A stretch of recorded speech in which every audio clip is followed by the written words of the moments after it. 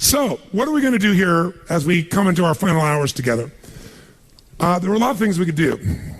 My goal, obviously, is to always have you leave with the strongest amount of your emotion geared in your body, because that's what's going to get you to go follow through. At the same time, I look at this program, and no matter how much we pour into it, no matter how much we put you into overwhelm, as you can only imagine, there's so many things that I know are available and needed for your businesses that aren't here. So trying to figure out, what do we put in here strategically? And so I'd like to roll the dice on something that may not be as emotionally exciting, but probably more valuable. And that is a planning process. And so you might have to, for this last part, really manage your own state a little bit. But I'd like to introduce you to what I call RPM, the rapid planning method. And RPM is an experience that when you master the thinking of RPM, you don't have to use the system itself even. You don't have to use a particular, mechanical system in terms of how you do this on your computer or calculator or on paper or whatever. But if you take on this thinking system, your entire planning process will transform, and so will you emotionally. And most people in life, when they're trying to plan something, when they're trying to put something together, like plan their day, we all learned yesterday that what controls our focus controls our life. Whatever we focus on, we feel, even if it's not true. Do you agree with me on this, yes or no? And everything's trying to get our focus all the time, right? Advertising's trying to get our focus, your phone's ringing, in your pocket it's buzzing, and that buzz is either your phone, or it's an email, or it's a text. There's this constant something trying to get control of our focus.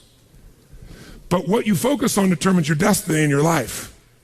So if you don't take control of it, somebody else will. And so the challenge is, even when we try to take control of our own focus, even we try and attempt to do this, usually there's so much distraction that it becomes very difficult to do it. And even if you did it in the traditional way, and you were going to go out tomorrow, and you're going to plan your day, or you're going to plan your week, you're going to go home. In order to plan it, you're going to have to come up with some answers for the week. And the question you're going to ask, if you don't know RPM, is what? What do I need to? Say it nice and loud. What do I need to? And that's a good question. It's much better than, why do I have to do this? It's much better than, what the hell do I do? A few modifiers around that language and you'll feel very different, won't you? So when you ask, what should I do? The answer you're going to get is usually based on whatever is most pressing on you at that moment. And what tends to press us is either something painful, right? Right now I got to do this, because if I don't do this, something's going to happen. Or something that we want, something pleasurable. Is that true? Or it could be our own sense of vision. But that's usually the last thing that we focus on. How many agree with me on this? Say aye. So let's say, for example, someone keeps coming to you and goes, I need this, and I need this, and I need this. And they do that in the form of your text. They do that in the form of a phone call. They do that in the form of an email. They do that in the form of walking up to you and go, hey, Tony, can I ask you a question? And right in that moment, they're coming to you and they're asking for the most valuable thing you have in life, your focus. Because out of your focus, you're going to put your attention, your energy, your intellect, your emotion, your thoughts, your lifeblood. And the way you invest focus is the way you invest thought, feeling, emotion, and life. And wherever you spend that focus is going to determine what you end up with in this life and what you're able to give in this life. So focus, bless you, is the single most important component you got to learn to take control of. And most of us are not very good at this. Primarily because the culture has conditioned us to respond to what we need to do. And when you're coming up here, Dr. Ruth here in front of me, and she goes, Tony, what I need to do right now is being dictated by the environment, not necessarily by what is most important for me or my mission or my direction or my life. Now in a seminar, it's appropriate most of the time because this is what I'm here to do. But even in seminars, sometimes I have to say, can I get back to you in a moment? Because I have to do this because I'm also running this damn thing. I'm not just on stage, right? So the combination makes me have to look at it. And there's an army of people back here running it, and I got to help them, or they got to help me, and a lot of moving parts. So sometimes I got to stop and not let you take my focus, even though I'd like to give it to you.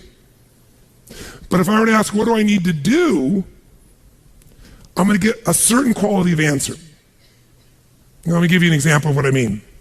True story. President, I won't go any deeper than what I can reveal without being disrespectful in any way, shape, or form. I would never do that.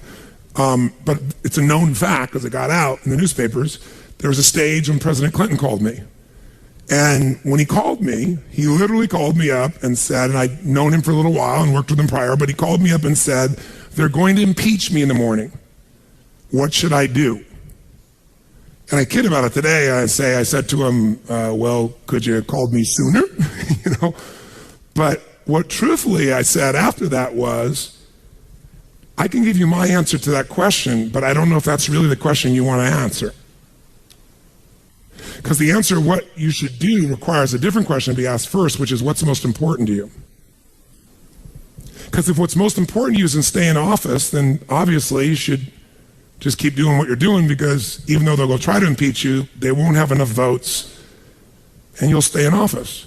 But if your outcome, what do you want? What's your outcome? What's the result you're after? That changes what you do. If your outcome is to regain respect from mothers, fathers, what they can say to their children about the President of the United States, then based on that, you might have to do something different. And I said, it's easy for me to say, because I'm not in your position, and I'm not facing an inquiry in the legal side. And he said, yeah. And I said, but you're also a lawyer. Now, you certainly know the law.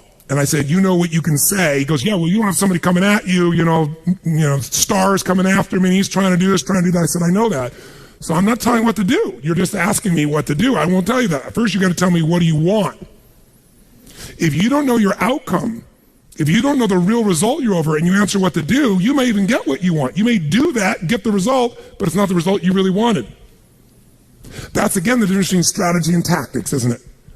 Which is one of the single most important lessons I hope we got across to you this week. So you got to learn to ask a different question than what to do, because how many of you found out that it doesn't matter what the day in your life is? If you really write down everything you got to do, there's no way in hell you could do it all. How many agree with me on this? Raise your hand and say aye. So most of you start out in the old days with a little time management book, and you used to write down all your to-dos, right? How many of you still have one of these? Right? You write down all your to-dos, and then in the early days, you actually put like A, B, C priority maybe in the very beginning. Anybody get that anal to be able to do that? Separate them out so you focus on the priorities, and then maybe even plan when you were going to do them in your day. And that lasted about how long? You still carried that book around with you in those days when it was on paper, remember that? But what it was your address book in those days, because you didn't have an iPhone, right? It was your calendar and your address book and a few crappy things you wrote down. But you never sat down and wrote the whole list out, because you knew you weren't going to do it all, and it just felt like hell every day to rewrite it all. Who can relate with what I'm saying as being true? Say aye. So when I only had one company to run, I was just a kid, I went to one of those programs prior to the days of Franklin and Covey and all those guys. It was called the Time Bank. And we had this 3-ring binder like this. It was so cool, and it had its tabs and had my calendar in the front so I could schedule things, and have these daily little tabs. I could plan out the day and write my to-do lists. And then it had my A through Z's in the back where I could file under people's names and things, all the details I needed. And then that was all the phone information, because there wasn't email in those days. And you carried around this little mini suitcase with these big rings, and it worked really cool. It was great. But I learned once I had 2 companies, and then 3, and then 4, then 5, there was no way. My to-do list got bigger and bigger and never got to be done. And I found myself not writing it down, and then I found myself doing it in my head. And I got a pretty good memory, but man, that was painful. I felt the shock of it all over again. Bottom line is, I said, there's got to be a better way.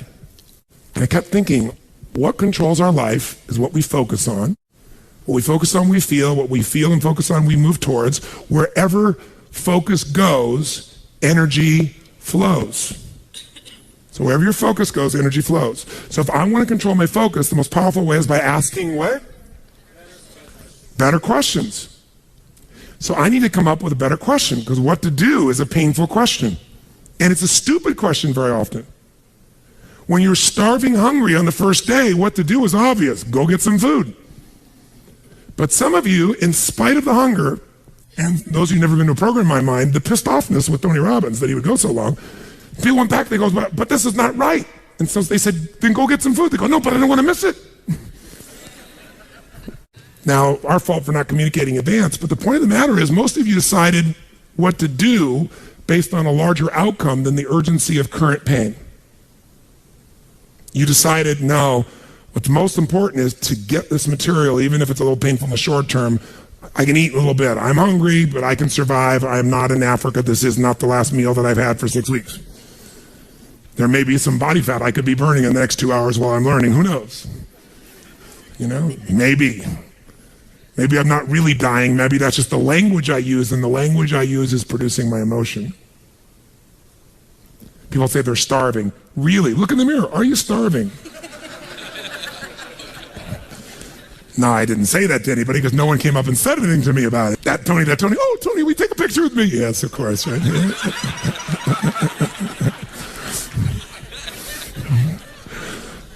My point is this. Where focus goes, energy flows. You must control your focus. You do it with questions. If you ask the same questions as everyone else, you end up with the same answers. So, how did Bill Gates change his economic world? He was a software designer who didn't say, how do I make better software? He asked, and caught everyone else to ask, how do we become the intelligence that controls all computers worldwide? How do we become the intelligence that controls all computers worldwide? Now, when that's your outcome, do you end up with a different to-do list than if your outcome is to build the best software, yes or no? Yes. And that's why he's one of the richest men on earth. Change a question, change your life. When it comes to planning your life, I want to get you to learn to ask 3 questions now. And the first one is not, what am I going to do? And how many understand why now? Say I. The question you want to ask yourself is, what do I want? What's my outcome? What's my result? The word RPM, the first one is to get you focused on the target. The target is not the activity. The activity can change. It's what's the result I'm after. If you know exactly what it is you really want, what you desire, what you're really after, clarity is power. The more clear you are and specifically what you want, the faster your brain can get you there. But if you're generally saying things like, what do I want? Well, I want more money. Fine, here's $1, get out of here. Did you achieve the outcome? Yeah, when you're that general, you think you're not getting your goal, you are. The way you language your goal, the way you think about it, you're receiving it. I want to feel a bit better. I want to lose some weight. Fine, you lost a pound, you're done. Because your brain's like a servo mechanism and a bomb and a missile. The old days, you shoot a missile and the target was going, and if you missed the trajectory, you missed it. Today, what happens when the missile's not on course? What happens? It locks onto the heat signature, and what does it do? It moves and follows it. That's the way your brain is if it knows the outcome, if it knows the result. So RPM starts with, I got to know the result. This is a results planning system. The rapid planning method, but you can think of it as a results planning system. I need to know the result I'm after before I ever ask myself what to do. That takes more time, but it's worth it. Now, for time's sake, I'm not going to do this with you right now, but I'll tell you what I do when I've taught this to people and I've got a full weekend to do this in. Just to give you a picture. If I asked you right now to write out your name, your full name. Now, some of you abbreviate your signature, but write out your full name in cursive. Go and do that one time. Write out your full name in cursive. I can't even use the word cursive. Is that really the word people still use? It means in handwriting, I guess, but in cursive. Just write it out full name, because you can do this later on. Full name. If you normally abbreviate, don't do that. You have to write out the full name. Now, if I had you get with a partner, and you can try this later if you want. I'm just going to tell you because I don't want to take the time because we have such limited time today. And I have your partner say to you with a stopwatch here, okay, ready? And I go, go. And you write it out. And you tell me when you're done. And I go, stop. And I write down how long that was. So let's say you wrote out your signature and it took 5 seconds. And I say, ready? Write it out. Ready? Go. You tell me when you're done. Stop. And I write down 5 seconds. If I have to do that 10 times, you'll find in the beginning, you'll be, let's say, 6 seconds. I'm making it up. Everybody's signature is different. And you probably might get down to as little as 5 seconds. If you have like an iPhone, you could do it as a digital stopwatch. You could see the milliseconds. Then I say to you, I want you guys to write every other letter in cursive. In other words, you're going to write half as many letters. How long do you think it would take to do it? Half as much time? Most of you will take twice as much time in the beginning, and then eventually, what's interesting is, if I do it 10 times, and the last 2 or 3, and this makes no logical sense, and again, I don't want to take the time to have all of you do this 10 times, 10 times, 10 times, but you can go do it on your own, I'll just tell you the result. In most cases, even though you're doing half as many letters, you cut it by 2/3 the time. There's something happens when you break an old pattern and you do it fresh. Your brain over the years has learned ways to move more rapidly since when you did your original signature, and you'll do it in 1/3 the amount of time. It'll take twice as much at first, and then it'll cost you 1/3 amount of time. Now let me tell you why I'm telling you this. The system I'm calling the rapid planning method, by the time I show it to you, you're gonna go, this takes more time than just making my to-do list. When will it take more time? When? Initially. But once you get it in your nervous system, it'll take you less time because your brain will be thinking in outcomes and not activities. And when you think in terms of outcomes and not activities, pretty soon some of the activities in your list you don't even need to do to get the outcome. You find a better way to get the outcome quicker. Now, how do you do that? Yes, 3 questions. Question 1, what is my result? What is my outcome? What is it I really, truly want from this? If you're going back next week, and you say this next week, what are the most important outcomes for me to get this week in my business? And you just write those outcomes out, not your action items, the outcomes. If you do that and nothing else, you'll be ahead of the game. And if you just keep looking at those outcomes every day, how am I doing on that outcome? Your brain will come up with ways to get to that outcome. I promise you. Focus on outcomes, not on activities. Action for most people, activities, most people may mistake movement for achievement. They mistake action items and to-dos for achievement. We're after the achievement. Are you with me on this? Yes or no? Yes. It's a different way of thinking, and I think all of you inherently have it, but if you make this ritualized, just like the things you've learned this week, they're all great, but if you don't systematize them, they'll work when you do them. But if you systematize them, right? And you see like Mr. Hallman here, where he goes in and just does it and makes sure it's being done again, or what you've seen Chet do, or what I do. You just do it over and over again, you don't miss it. Now the results are geometric. So I want to get you to systematize the thinking, whether you do it visually the way I'm going to show you or not. So, first question, what's the result I'm after? What's the ultimate result? What do I want out of this week, out of this thing, out of my business, out of my life, for my body? And you want to be as what as possible when you describe that outcome, that result. As what? As clear and specific as possible. Generalities will confuse you. So it might take you longer than just writing down call so-and-so to think, if I'm calling my son, I'm going to call Jarek, or I'm going to call my brother. This is what goes through my head before I call him, always. What's my outcome? Because I don't want to just call him. I want Jarek to feel loved by his dad, or I'm thinking about what's my outcome. I've got to talk to him about this thing that's out there. I've got to make sure I get through to him on this because I want to guide him and move him in this direction. That's what I want to be as his father. I don't want to just chit-chat. I can do that too. If you think before every phone call, before every time you're planning your day, and you think before you have any meeting, what do you think the first thing I ask of anyone when we sit down in a meeting is? Okay, what are your outcomes? What are the outcomes for this meeting? First thing I want to know, because if I know the outcomes, guess what? A lot of meetings, they're done pretty quick. Because if I know the outcome, you don't have to go through all the activities to sell me on it. Just, that's your outcome? How do you want to do it? Sounds good to me? Rock. That's how you make a meeting productive. I know a meeting's productive not by the hours or time. Sometimes it takes longer to the outcome than you want, but I'm going to get the outcome. That's, by the way, what you see with me on stage. That's why my times vary. It's based on an outcome. I'm going to get that outcome. I don't give a damn whether it's the right time or not. I want to do it in that time, but I must deliver the outcome. How many get that? And by the way, how many like to have your company focused on outcomes, results, and not activities? Say aye. People say all the time, well, did you get that done? Well, I left them an email. I left them a voicemail. I've sent them 3 emails. How many times you heard that? When that happens with me, I'm like, but I don't show it. I just like, really? Wow, that's fascinating. We'll explain about our culture. It's about getting the result. So I can help you if you can't figure another way to do it, but there may be 12 other things we might want to do. Maybe they don't have the answer. Maybe somebody else can give us the answer. The outcome was to get this information, not to leave an email or 12 or 3 voicemails. That will not do any of us any good. How many follow? Now, whether you get the outcome or not, whether you get that result, will be based, first, do you have clarity? And the second thing is, whether you got enough emotional juice to keep going after it when things don't work out. So the second part of RPM is the purpose. RPM, by the way, how many knows what it means when you increase the RPMs in a car? Anybody here? What does that do? It builds up what? Power, speed.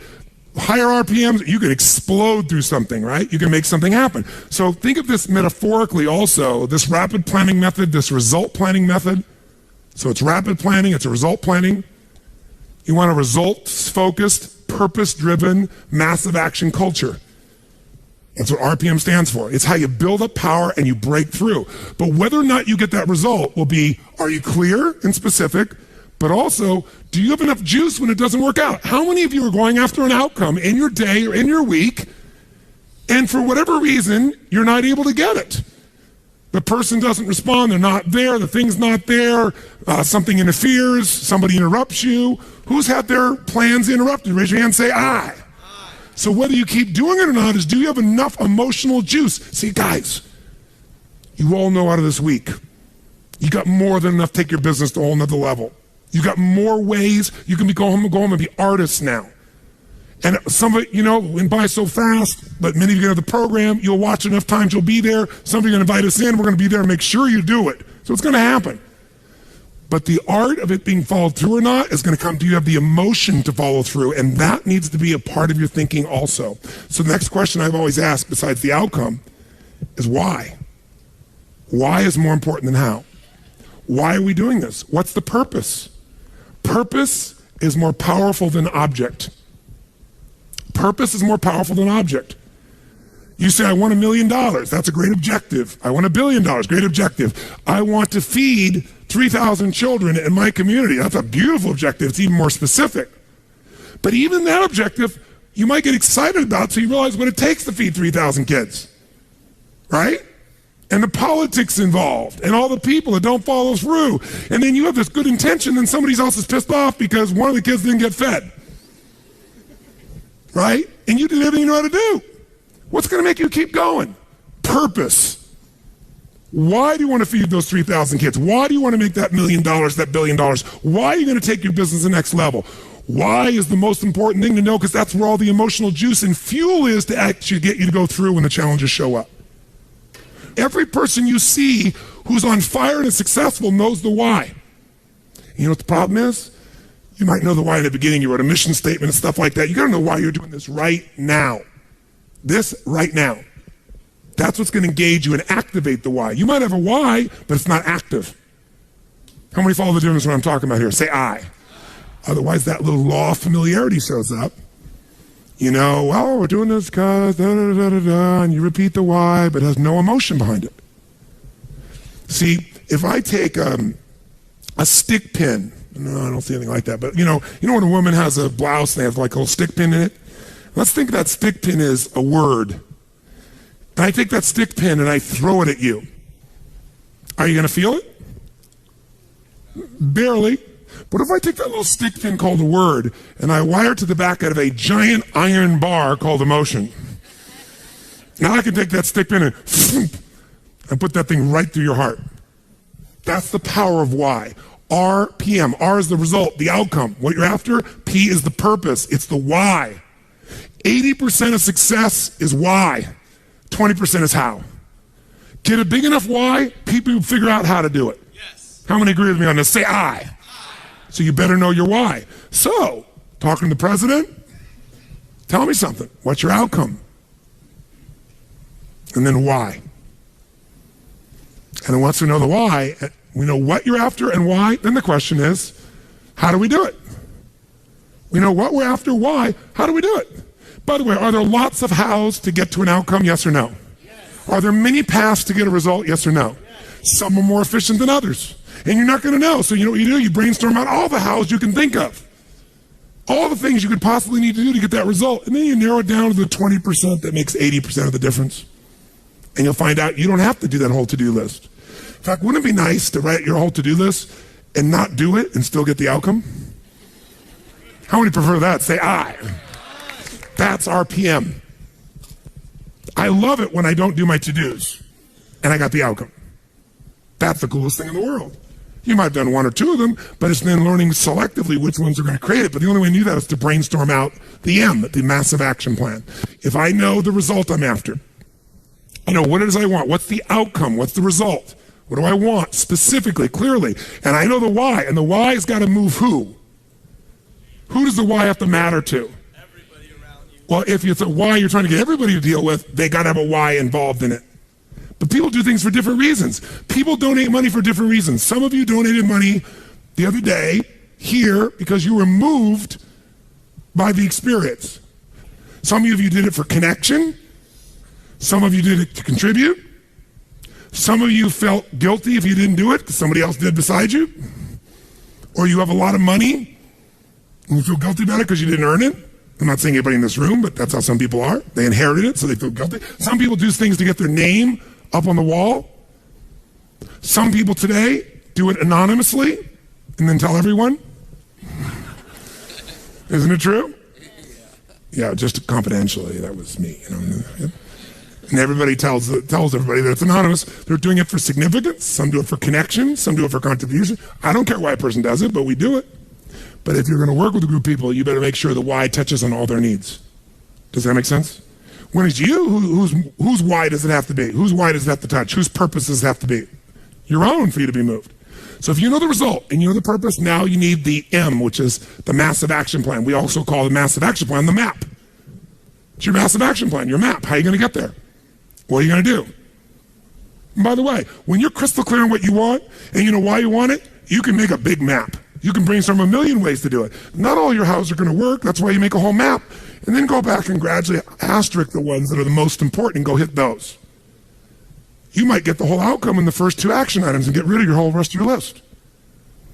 This is RPM. This is how I operate. Now, if you never did this on paper and you just did this thinking process in your head, you'll get invaluable resources. If you learn to put this on paper, it'll be more powerful because then your brain isn't racing and you can see it. If you make it into a system that you personally use, your productivity will explode. If you teach your whole company to do this, your company will go to levels you can't even imagine because everyone will maximize their productivity. And it is different than any other system in its essence because it causes a different focus with a different level of emotion, greater creativity as a result of that, and then it shows you how to leverage it all. Does this make sense? Yes. So those three pieces, results planning, asking what question? What's the first question you're going to always ask? What do I really want? What's my outcome? What's the actual result I want from this day, from this week, from this conversation, from this meeting? Doesn't matter what it is. If that's all you ever do, you're already practicing RPM at a fundamental level. But if you want to juice it up, you'll ask the second question. What's the second question? Quick. Why do I want it? Why? What's juicy about this? What excites me about this? What do I really want about this? If I'm going to call this person, why am I calling them? And you know what? When you get a stronger why, the action items change because you're in a different what? Who knows? A different what? Make that same call without any clear outcome and any clear purpose, or the outcome is get back to them. That's my goal, get back to them. What's going to be the quality of the writing or the phone call or the vocal quality when you're getting back to somebody? Versus if you know my outcome is to make sure they feel like I am so in their corner that I'm here to make sure their needs are completely met, more than they've ever met by any person they've ever spoken to on the phone before, and that I am here for them and they can count on me. Why? Because that's who the hell I am. Because when people deal with me, they have found someone like no other human being they've ever dealt with, and I am a source they can count on. That's why I don't have to go chase 8 million new clients. That's why they stay my client for 17 years and pay me $1 million a year to talk to them on the phone once every 10 days for 10 minutes and see them 3 times a year for an hour. And I get a piece of the upside, so sometimes I get a couple $1 million for that. Why would somebody pay you that kind of money? Because when my guy calls me, he gets delivery he can't get anywhere else on the face of the earth. So I pride myself in that. And by the way, that feels juicy to me. It meets my need for contribution, for my need for growth, my need for significance. I'm the best at what I do. My need for certainty, I deliver. And it's variety. Who the hell knows what's going to happen when I pick up this phone? It's different every time. Because the market's changed, something's going on. How many follow? Say I. It's a very different thing than how I'm getting back to my client, right? And the way you're going to come across is different. And everybody will go, wow. And in life anyway, by the way, the people who are the very best on earth that get paid everything like 100 times more than everybody else, they're just a little bit better than everybody else. It's like, a bear's chasing you. I don't have to be that fast, just that much faster than you. Right? In life, you just have to be a little bit better than everybody else, and you get all the rewards. And that little bit better, to me, is RPM. Okay? Now, RPM is also a visual chunking system, visual way to chunk. Remember the other day when I showed you this little concept of this chunking system? Where, you have this to do, and this to do, this to do, I gotta do this, I gotta do this, and this, and this, and I gotta do this, and this, and this, and this, and I gotta do this, and this, and this. By the way, this is what happens when you ask yourself, what do I gotta do? Which I'm gonna show you, you should still do. You should ask yourself all things you do and write them all out. And then when you've written it all out, you look at this and you step back and you say, okay, but what do I really want? What do I want out of this project? What do I want out of this day? What do I want out of this week? What's the most important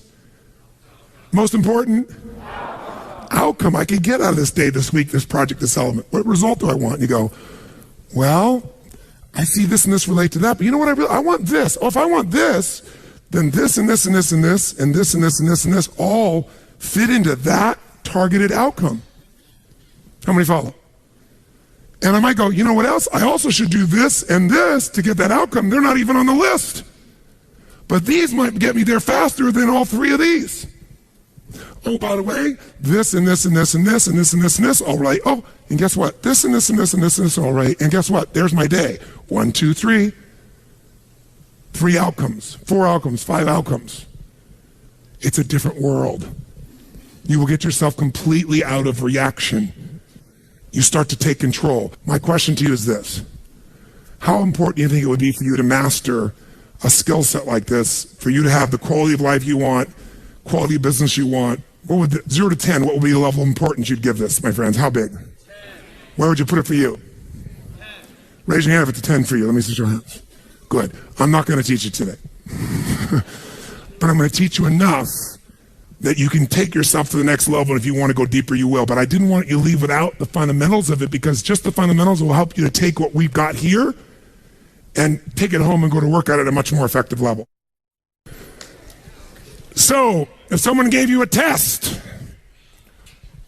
and they asked you, what would be the fastest way for you to change your productivity? It would be stop focusing on what to and focus on your. You do nothing else but that. What does RPM stand for? The rapid planning method, also known as the results planning method. It also stands for the 3 questions you're going to start to ask. What's the first question? It is not, what am I going to? The first question is, what is my?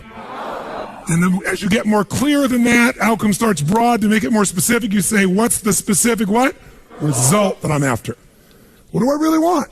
What's my outcome? What's the result? So usually I start out with outcome because it's broad, and the result makes you make it even more specific. Okay? Start broad, get more specific. And by the way, writing that down, you might write your outcome and scribble out and rewrite it a few times so you got something that really grabbed you. That takes more time than just writing a to-do down. But it's time well wasted, if you want to think of it as wasting. And pretty quickly, by the way, you know what you're going to find out? There aren't that many outcomes you're after in life. Lots of activities, not that outcomes, and pretty soon it'll be a shortcut. Just like rewriting your handwriting, you won't just cut the time in half, it'll cut it by 2/3 because you'll know right where to go. That's what starts to happen. You start developing what I call pathways of power, where you know, this is what I do, this is how I do it, this is how I get to that result. And most people have no clue how they get there. The second P stands for, the second question I ask myself is what? What's my purpose? Why am I doing this? And there are different emotions for each of us that drive us most. Some words will completely change your state. When you have that right word, for me it's impact, for example, or love, or contribution, or making a difference, or have fun. A couple things like that change the game for me overnight versus I have to. How many hate having to do things? Say I. You don't ever have to do anything if you get clear about your real purpose. And then the M stands for my massive action plan, also known as my map, which is what you would call a to-do list. But it's the to-do list to get this outcome through the state of this purpose. Make sense? RPM. If you do nothing else but learn to ask those questions, use them as an organizational tool, and you leave today with that alone, your life will change. Because you're going to change the sorting device of your own focus. That's the power of it. Now, you might wake up in the morning, if all you do is you don't do RPM, all you do is on. Here's on. Outcomes and necessities. You know your outcome and what's necessary to get it done? That's a shortcut. It's not as emotionally rich, though, by the way, when you leave out the purpose. You get the idea? It takes longer to think through and write out the purpose, but there's a different state you're in, as you just said, ma'am, when you're connected to the why. In fact, it'll change your to-do list. It'll change your map. It'll change what's necessary. That's why it takes a little more time to do initially, but after a while it won't. It'll just be in you. What's my outcome? What's my outcome? Okay, let's get crystal clear on the outcome. Okay, now that I got that, now, why? And you'll get good at the why. A couple key words. You'll start to know the words that always fire you up. And we're going to look at that in a moment, by the way. Because words change emotion. And change the emotion, you change what people actually do. Not what they write down they're going to do, what they actually do. You change the quality of how they do it. Because it changes their state. Make sense? So if you're going to master RPM, and you're not going to do that today, but if you want to, let me just kind of give you the overview. There's 7 principles of power. Just capture them if you want. First one, we're going to come back to right now, but I'll start with it at the top. Believe it or not, above anything else is the power of language. Why is language so important in managing your life, your emotions, your results?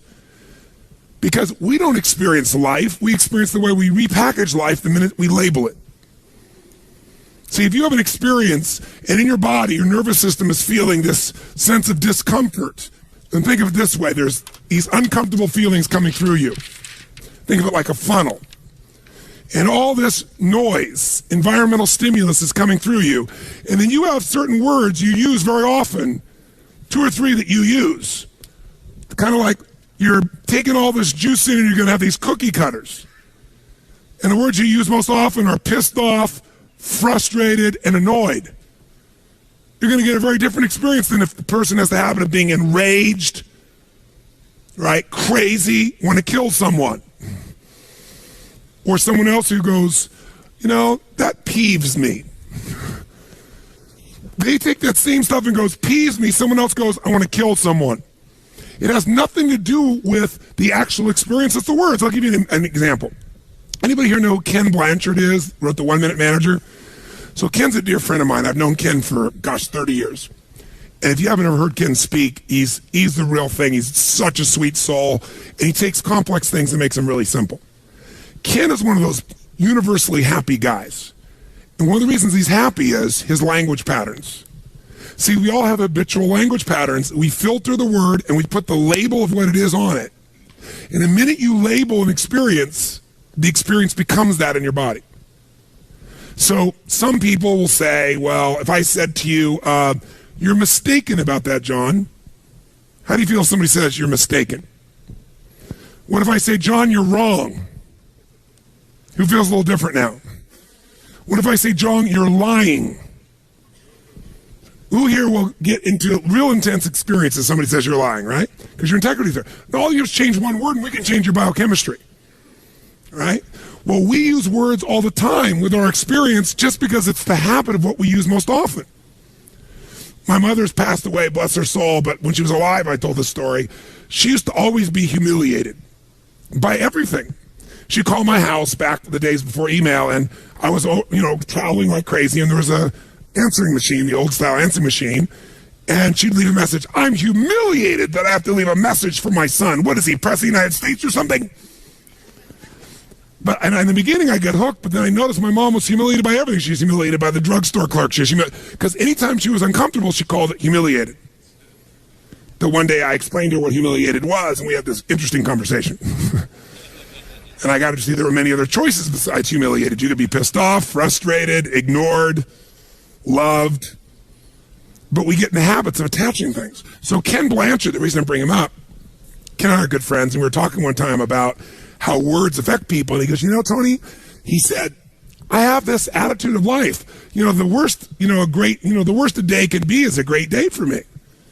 He said, if you're going to go golf or you're going to go fish, you can't get back from golfing pissed off, because the worst a day golfing is going to be is a great day.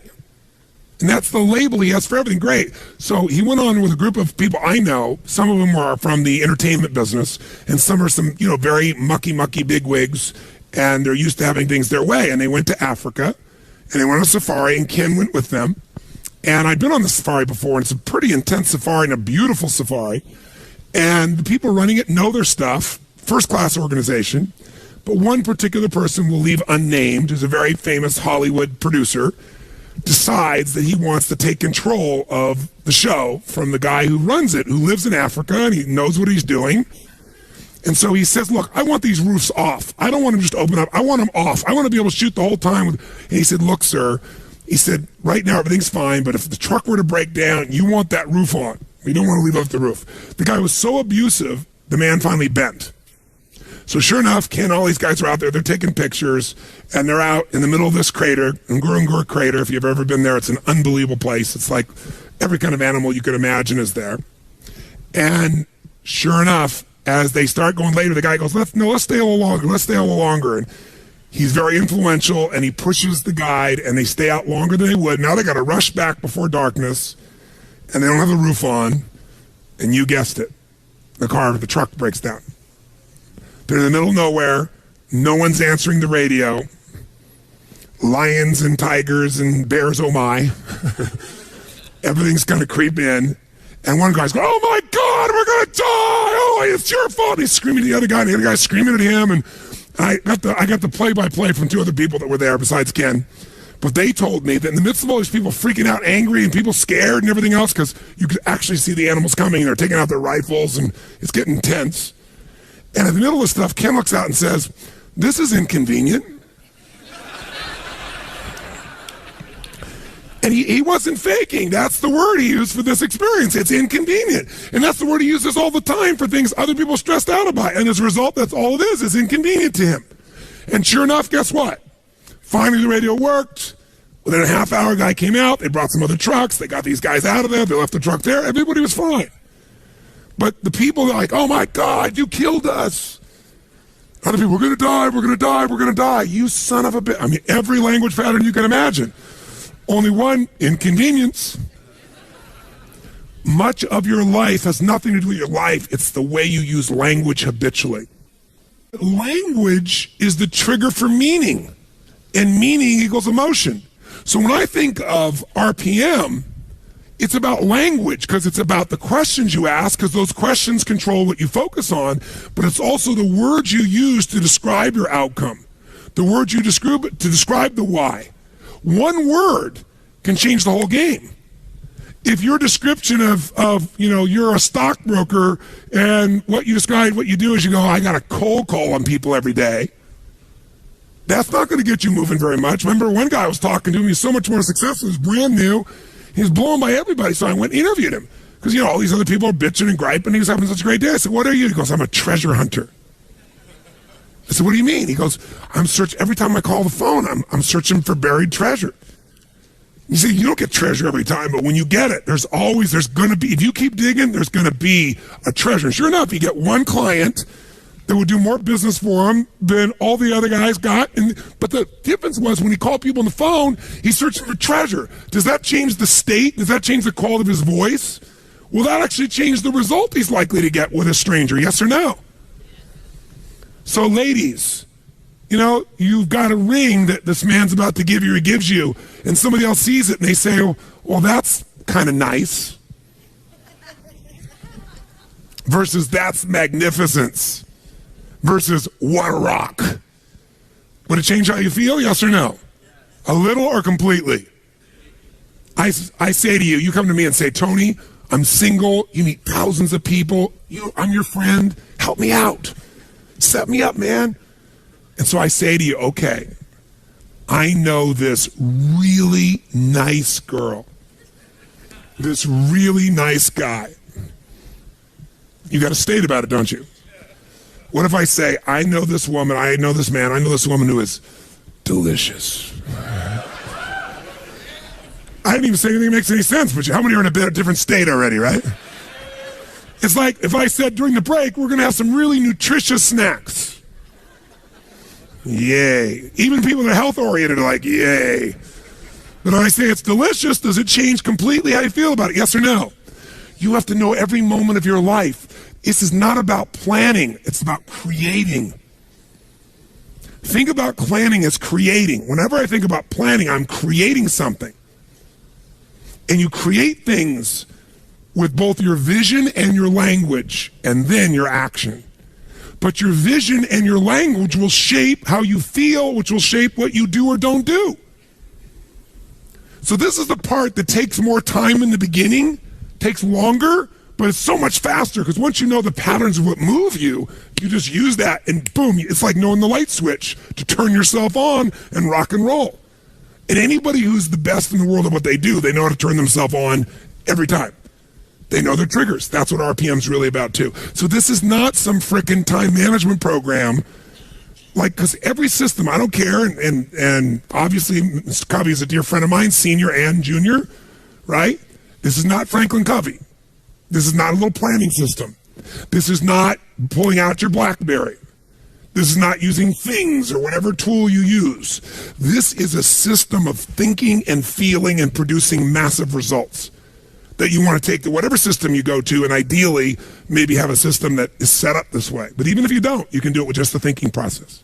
So I want you to start with this first principle of power, this principle of language, which you might think of as the principle of passion. That's really what it is. The power of language is it produces passion. And by the way, passion is the genesis of genius. It's a great quote by a brilliant man, Tony Robbins. No, I thought that sometime. I thought that's really true. I wrote it down. It's like passion is the genesis. You see some genius in anybody, it's because they're passionate. That's where genius flows. And passion is because it's about something more than yourself. It's about something larger. Now, let's do this for a moment. Let's have you write now, anywhere you want in your notes. I'm going to give you 1 minute, and I want you to write as fast as you can words that would increase your emotional intensity. Like for me, I'll give you some of mine. Mine are passion, mine are love, mine are make a difference, mine is transform, have an impact, right? Have fun. There's certain key words. There are roles in my life. You know, father of the clan, you know, mentor, leader, friend. Certain mentor, there's certain language patterns. When I think about myself as that person, I do things differently from that place, right? So I want you to just write down any words at all for 60 seconds. Just write down real fast. What are some words or phrases that would excite you or juice up your life if they were being used regularly, that'll move you emotionally? Choose words that you're associated to, either in a context like your health or your business or just overall words. Just write words that would move you. If you write a word and doesn't move you so much, cross it out and write a different word that moves you more.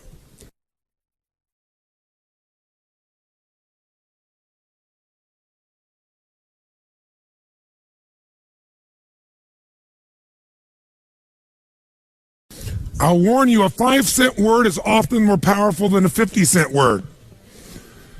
You could say, I am becoming a facilitator of transformational change around the globe at this moment now. Or you can write down, kick-ass, take names. Sometimes kick-ass, take names will move you more than facilitator of the human transformational experience. Write some phrases now that you might use when you think about things you want to achieve in your business. What do you want to do? And write them in words that are passionate, not just increase sales. What would you do? What would you put in front of that word, increase sales? If you're going to produce, crush it, transform the marketing department, take it to a new level.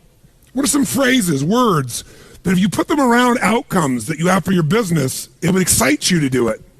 Instead of having to do it, you get to do it.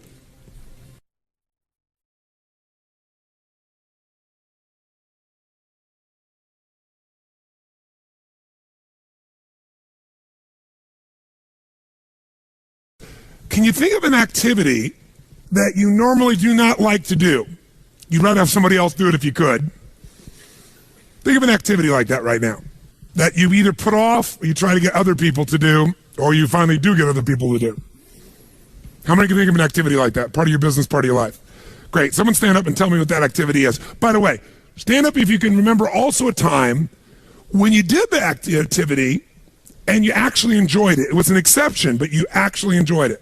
Who's had both those experiences? Something you hate to do, but then you had a time you can remember where you really enjoyed doing it. It was the same activity, but somehow it worked. Okay, how about right here? Yes, give her a hand. Do I have to tell you a BMI hand, ladies and gentlemen?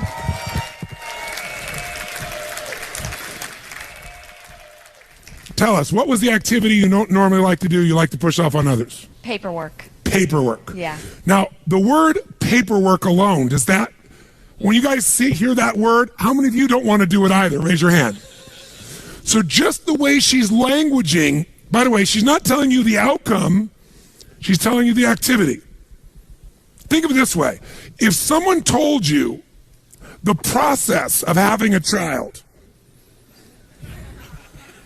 and all the processes you have to do to raise that child, and you were focused on what you had to do to raise the child versus the outcome, would you ever, or the purpose, would you ever do it, yes or no?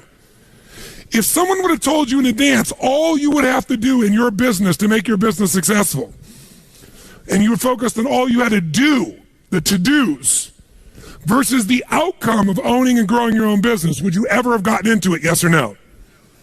So she's focused on the to-do, and she's languaged the to-do in a way that is incredibly moving.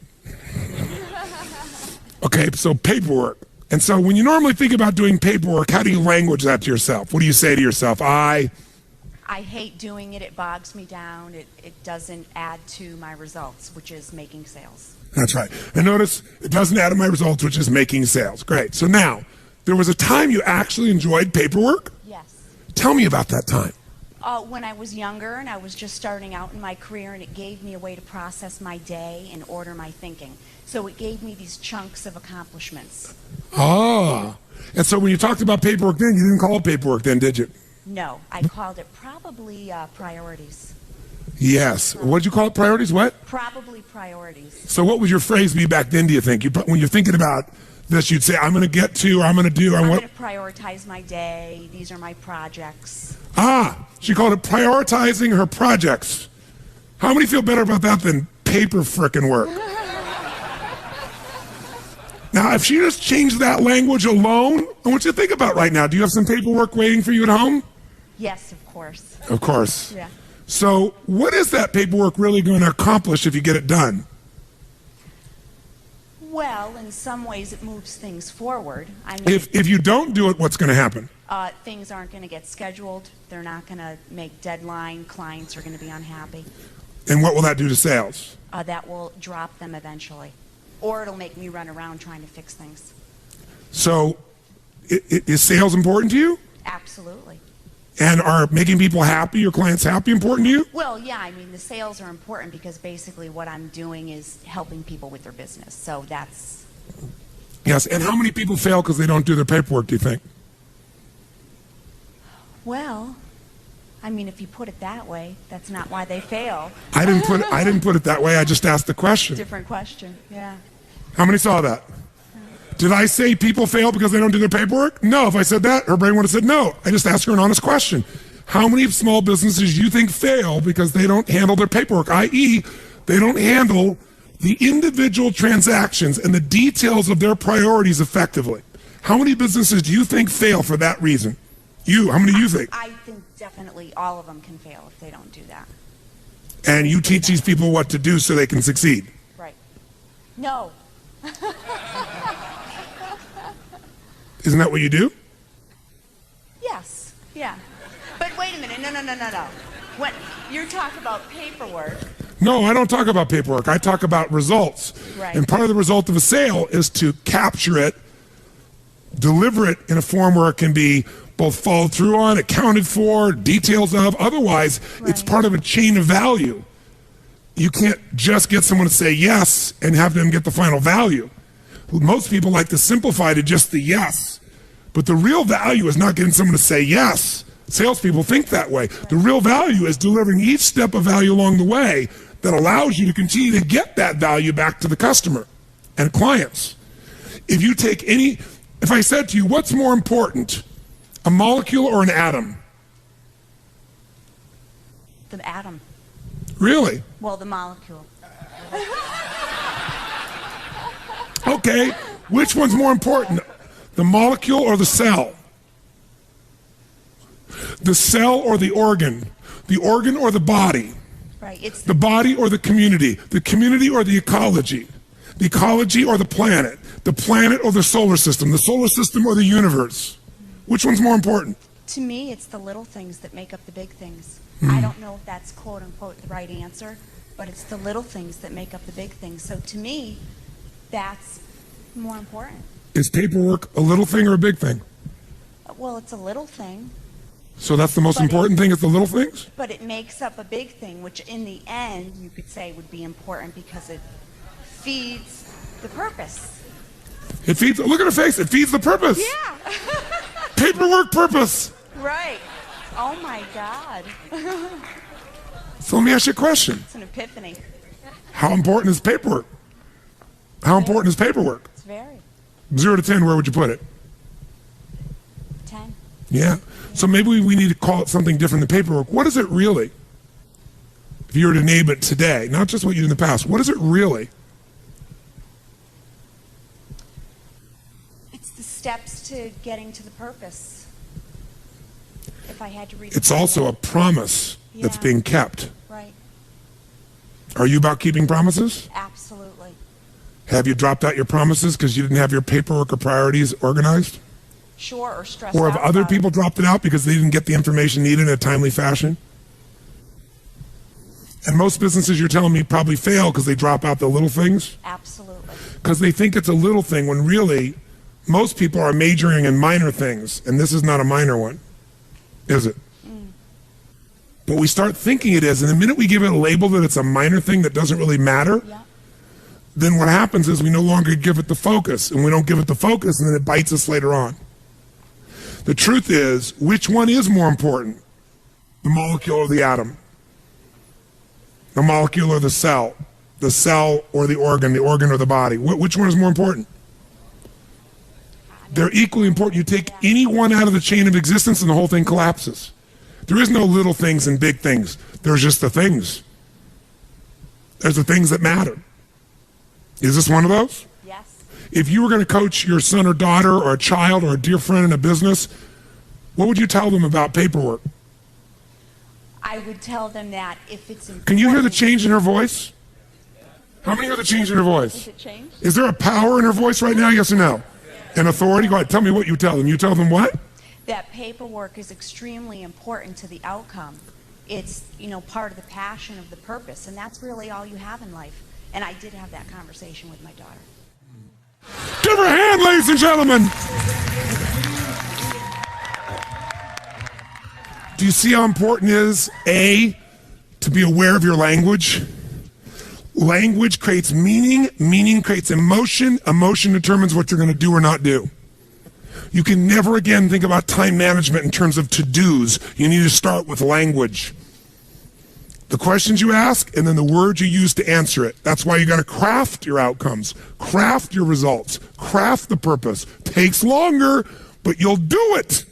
Not only that, you'll enjoy it. She says, I'm going to go home and crush that paperwork. That's the word I would use. She go back and she said, I'm going to be, and what if she created a role for herself? I am the queen of paper prioritization. I am the Madonna I'm the master of whatever. She comes up with some playful thing, and it can be silly and stupid, but it'll change completely how she thinks about it, and she feels about it, and she'll go straight doing it. How many follow this? By the way, how was she influenced to remember the truth? By me lecturing her? Telling her? No, everything was asking her. Now, in addition, if you want to follow through, remember, if you link more of your needs, there's 6 needs. If you link 1 need to it, you got an interest. 2, you got a drive. You link 3 needs to it, you're going to do it. Now, she was linking feeling insignificant to paperwork. Significance is one of the most important things in her life. Right? She wants to significantly contribute. True? And it wasn't that significant to the contribution before, but all of a sudden, now she gets it is. It's part of the chain of life. It's part of the chain of keeping a promise. It's part of the chain of my integrity. It's part of my chain of being able to make a difference. And you know what? Everybody else is lousy at it, and I'm not anymore. Because how the hell can I help somebody else if I don't do it myself? And so now she sets a new standard. So now it's significant. And by the way, if you want to make it more fulfilling, she can also say, you know, I'm connected to it because it's connected to the what, she said? To the outcome. There's a purpose here. Now there's connection. Now, doing this helps me to contribute. Well, I'm starting to meet a lot of different needs: contribution, significance, connection, love. That's enough to get her to do it. Now, when she goes home, she could even develop a strategy to enjoy it. Like I interview people that do things that other people hate, find out how they do it. Somebody loves to clean their house. I said, great, well, let's look at these 6 human needs, because if you love it, it meets many of your needs, at least 3 or 4. On a 0 to 10, cleaning your house, how much certainty does it give you? And the lady says, 10. You say, why? She goes, because I know how to do it well. I do it well every time. And I have control of it. Before your emails, as a way for you to get a sense of accomplishment, knocking a few off, doing something that's meaningless, you used to, when you're stressed out, organize your desk. How many are old enough to remember that? Now you don't even have a desk. Your desk is your laptop, right? So you knock off emails and things to feel a sense of accomplishment, which is you're just being active. You're doing activity. You're not accomplishing anything. Nothing significant. You're doing movement, trying to make it feel like achievement, because you feel uncertain about things, out of control. That's what you used to do with paperwork, so you could take it back. What else? I get variety, she says. Cleaning the house? She goes, yes, I have 5 children. You never know what you're going to find. 0 to 10, how much significance? 100. Why? She goes, when I'm walking around the house, she goes, I play tapes like yours. I do significant, important things. I have time to think through my life as I'm doing these things while I'm accomplishing something. Plus, she goes, most people have a dirty house, and mine isn't dirty. People come over, it's spotless. I feel proud. What else? Connection and love from cleaning the house? She goes, yes, because while I'm cleaning, I pray for my children. I'm ironing, I'm praying for them. 10. Growth from cleaning the house? Yes, because I'm listening to tapes, I'm thinking of the future, I'm creating my life. Contribution? Yes, to my kids, to my family, to myself. She meets all her needs. That's why she loves cleaning house. Somebody else uses language like, I'm not cleaning that frickin' stuff. It's a waste of my frickin' time. So it all depends on what needs you related to. How many follow? Change your words, change your perception, change your procedures. Some people say, I love paying bills. I'm going, you love paying bills? Yes. There's so many of them. And they're always changing. Really, variety. What else? She goes, well, I go, but I pay the bills in different rooms of the house. And I play different music in each room. And then she says it feels significant, and she feels connected, because she says, when I sign the checks, I think of the person and I send them love. And I think I want them to prosper. And then she goes, I know that comes back to me. It's just what you focus on. What you focus on is first controlled by the words you use. And that's controlled first by the questions you ask, whether you're aware of it or not. How many get the power of this principle, the power of language? Raise your hand. Say I. Let's put back on the stage then. Here's a couple other principles again. I won't walk you through them all in detail, but I'll give you a little step at a time here. So first principle is language. Power of language, which I think of as the principle of passion. Second power is the power of results focus. I'm not going to take any time on this because you got it now, don't you? You focus on the result. It's like taking the power of your mind and body and brain and putting it the laser power instead of having it scattered.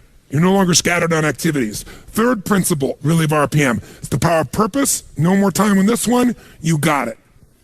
Does the why change the how? Yes or no? Does it change the quality of how you go about it when you're doing it for a different reason? Yes or no?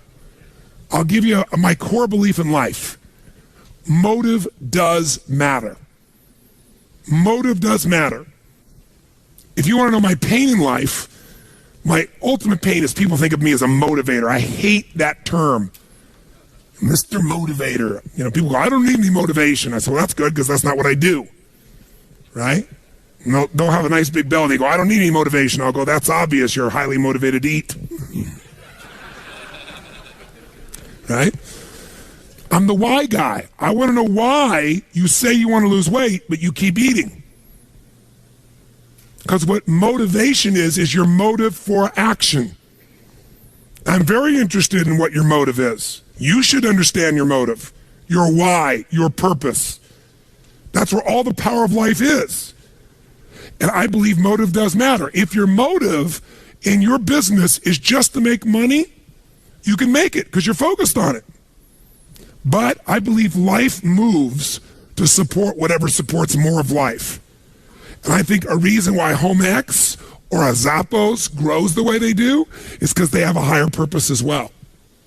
And a higher purpose is to serve something more than themselves. See, if I'm just trying to meet my needs, I'm going to get a certain level of insight.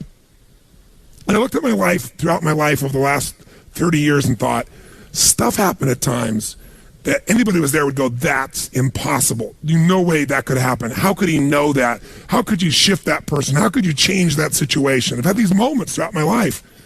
And I believe insight comes because I wasn't focused on me succeeding or failing. I was completely focused on serving them, and the insight shows up.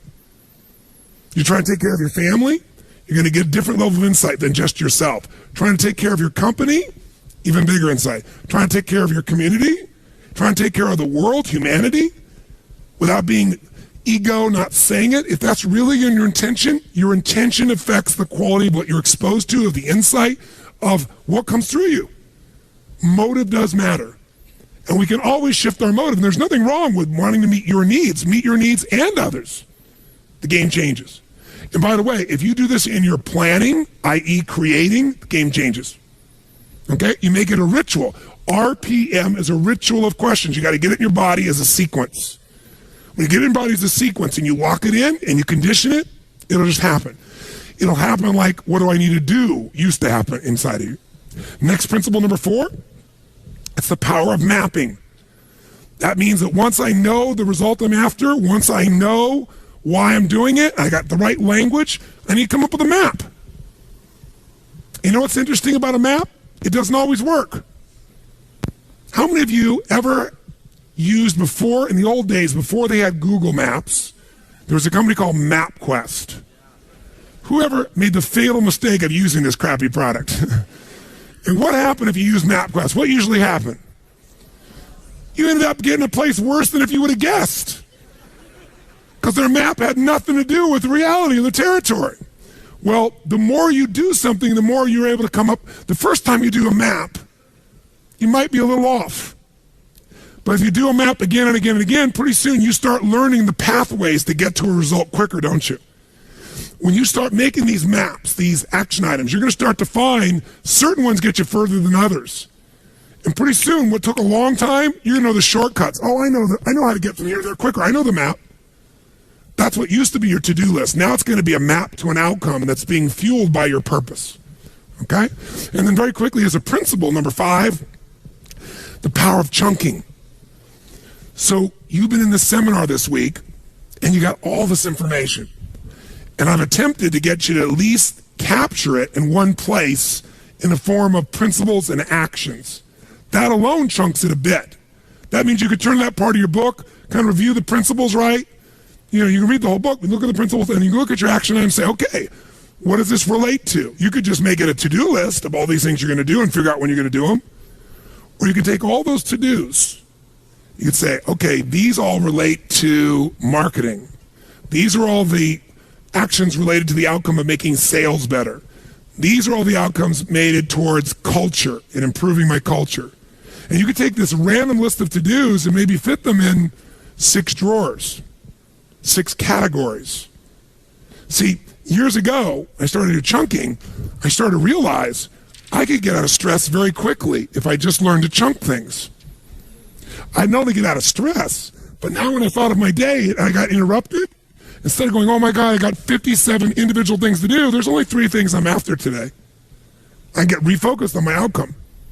How many follow this? Say I. You can do this with your project. You can do this with your week. You can do this with your company. So after a while, I came up with this idea.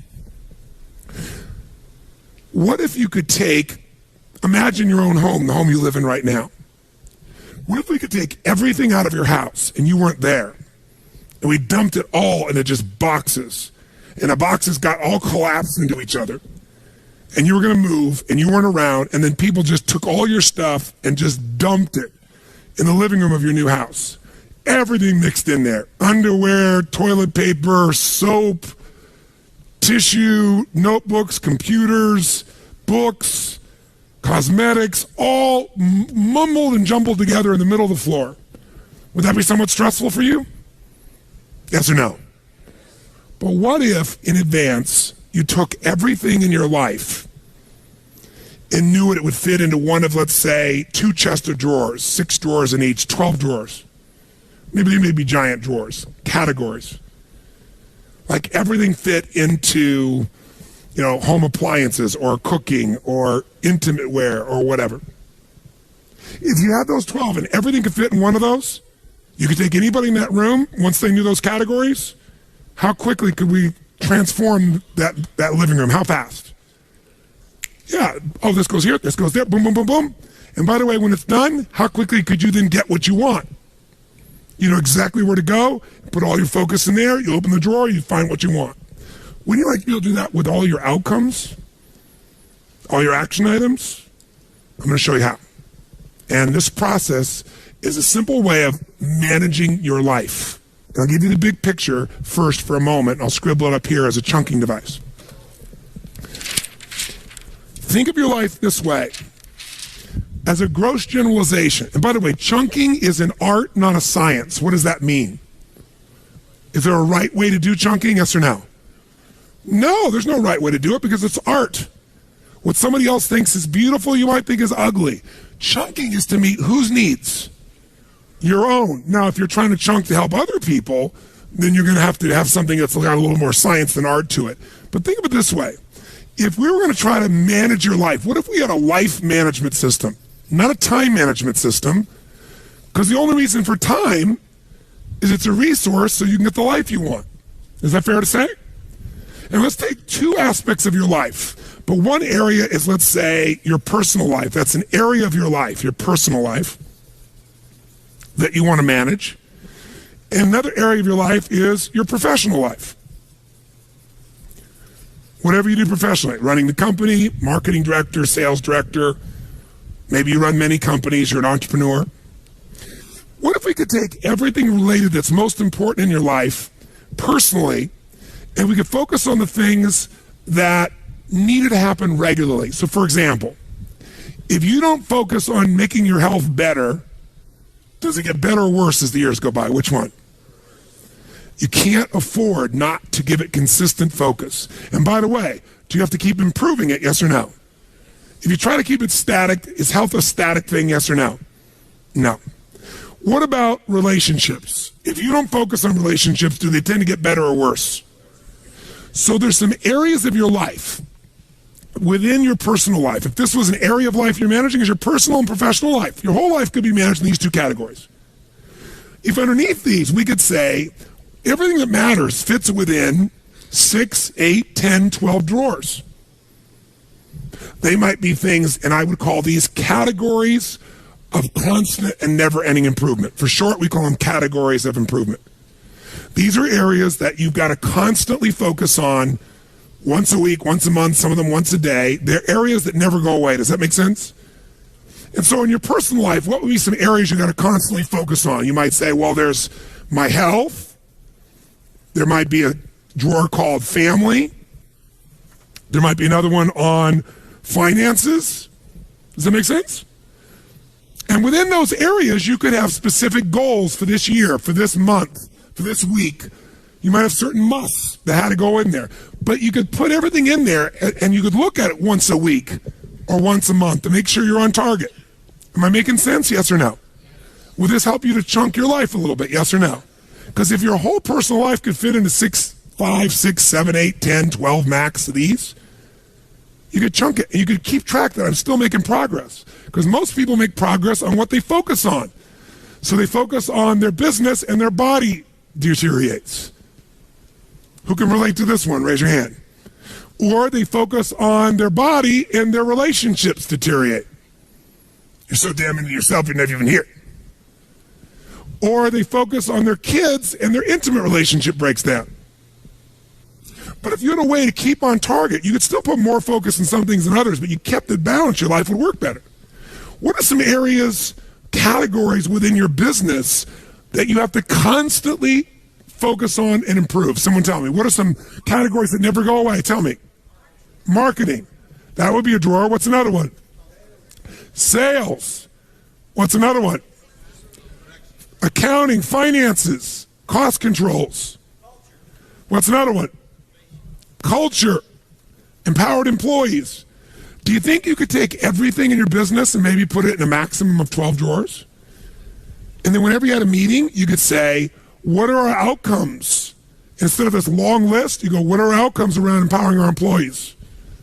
What are the outcomes for this year, for this quarter, for this month, for this meeting related to sales? What are our outcomes for this meeting? To marketing. And guess what?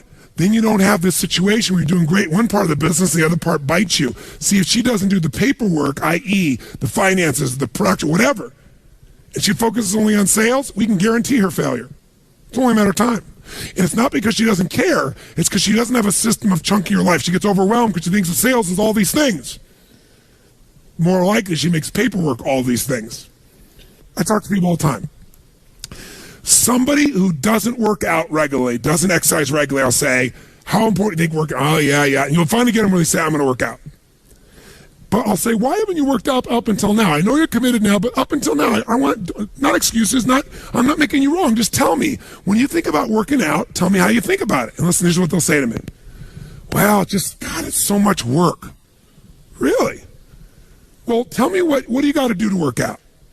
So, me right now, I don't even have any running shoes. I don't have any gear. I don't have any clothes. I'd have to go buy the stuff. I'd have to drive to the sporting goods store and, then I'd have to go in there and try stuff on. And, I don't feel very good about my size now anyway. It'd be uncomfortable. And then, after I pick what's working, I don't really know what I should be wearing. I don't know if I'm going to run or I'm going to work out or lift weights. So I don't know what to buy. But assume I got all that stuff. Well, then what? Well, then, I got to go to the front and sit there in that damn counter and wait, and then write the check and then get in my car and, well, what else do I have to do? Then I have to find a place to work out.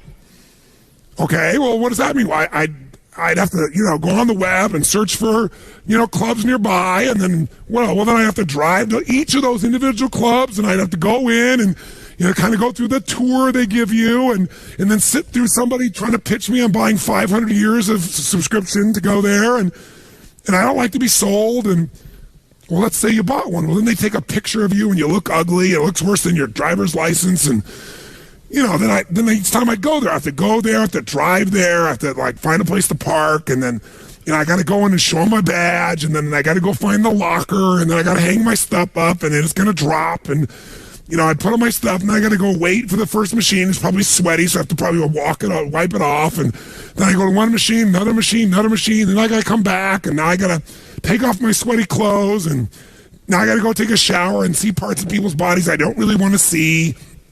And then, after all that, then I got to dry my hair again, put on my makeup, put on my clothes that are probably wrinkled, put in the smelly bag, and then I got to go show them the thing so they can stamp my thing so I don't have to pay for the parking. And then I got to find my car, and I got to get my car, and then I got to drive off.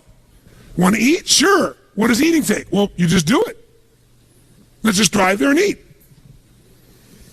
Eating is 2 steps in their mind. Working out is 429. The way you chunk things is what makes you like them or dislike them. See, when I first wanted to drive that stick shift car, it was a lot of chunks. I got to watch the road, drive this, do this, push this in and out too, and watch the rearview mirror? No way. But now, you watch the road, you drive the car, that's one chunk. It's in your body. How many follow what I'm talking about here? Say aye. So you can over-chunk something into too many items, or you can under-chunk it where it's overwhelming to try and do one big step. That's where the art comes as far as chunking is concerned. So in your life, you want to be able to come up with categories for your personal life, categories for your professional life. Does this make sense? So let's try something. Let's give you a quick little example. What I want you to do is, if you take a look here, I want you to, the middle of this circle is 0, and the outside edge is 10. 10 means where you want it to be. Whatever a 10 is for you, it's different for everyone. So 0 is you're not where you want to be. 10 is exactly where you'd like to be. So if you look on the screen, What I'm asking you to do is, let's say, for example, the physical area of your life. And I want you to go. Now, notice this person went up about 70% of the way. They're a 7 out of the 10. Their idea of a 10, of what they like to be physically, they're not. They're not a 0. They're about 7, and they draw a straight line across. Then we look at emotion and meaning. And we say, where do you live emotionally? How much joy, excitement, happiness, passion, aliveness compared to what you want? How much meaning? And this person went 0 to 10, they went, I'm about a 3. I'm about 30% there, or 2.5%, 25% there. Where are you compared to where you want to be? It's not somebody else's judgment. In your relationship, 0 to 100% of where you want to be would be 10. By the way, if you don't have a relationship, it would be 0. Just in case you need coaching on this. Okay? And then if we go time, where are you in the mastery of your time? Where time serves you versus you serve time. And this person says, I'm about 7 out of 10 that. How about your career? How's that going 0 to 10? This person goes, I'm an 8 on that. Draw a straight line across. Where are your finances? I'm doing damn good there. I'm at a 9 on my finances. And then where are you in your sense of celebration of life? Life is a celebration. You feel a great sense of contribution. They said, no, I'm pretty stressed. I'd have to say, honestly, I'm at about a 3 there or 2 there. Do yours real fast. Just draw a straight line across where you are. Center is 0, out is 10. 0 is not at all. 10 is exactly where you want to be. Just real fast. You got 30 seconds.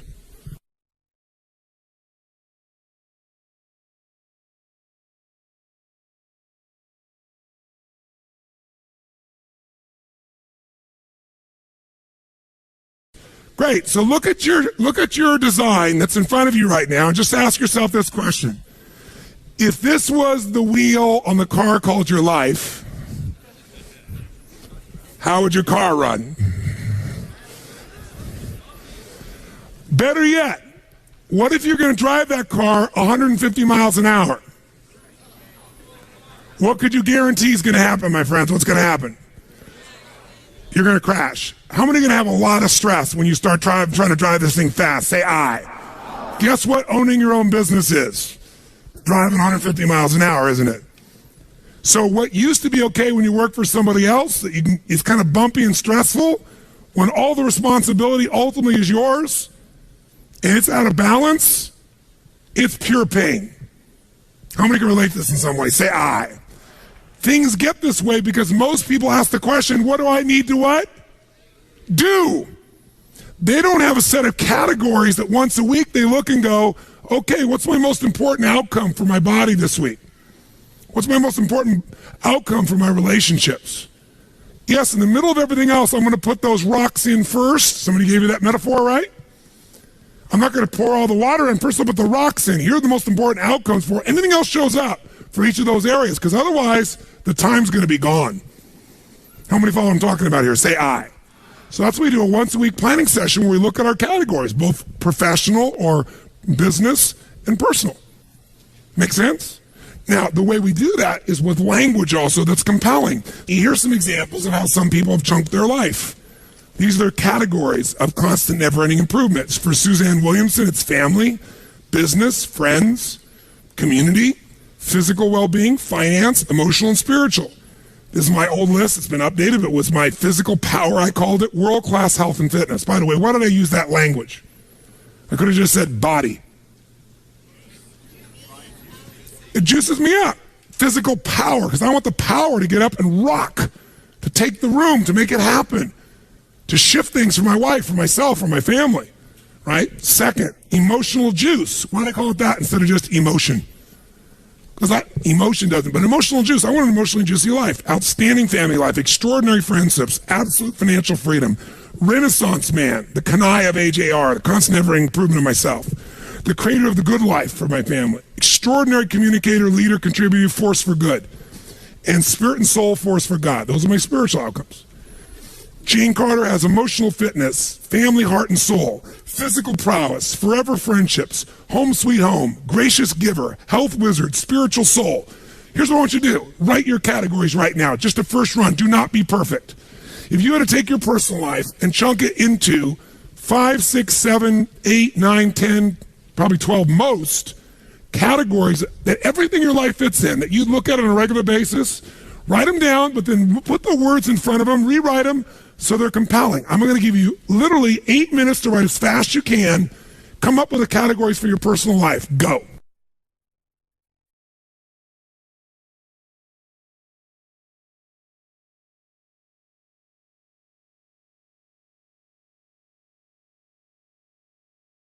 How many think it would be valuable once a week or at least once every 10 days, 3 times a month, sit down and lay out a plan for that week or 10 days where you put the big rocks in first, looking at these categories, making sure you didn't miss the stuff that matters most to you. How many would agree with this? Say aye.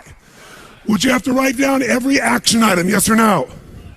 What would you write? Your most important outcomes and why. Make sense? Now, so quickly, let's take it a step further. Let's look at the next category of professional, and I'll give you another wheel of professional just as an example. This isn't the wheel, because it's different for everybody. And let's put it up on the screen, and this is just a sample. This is not the business, this would be you.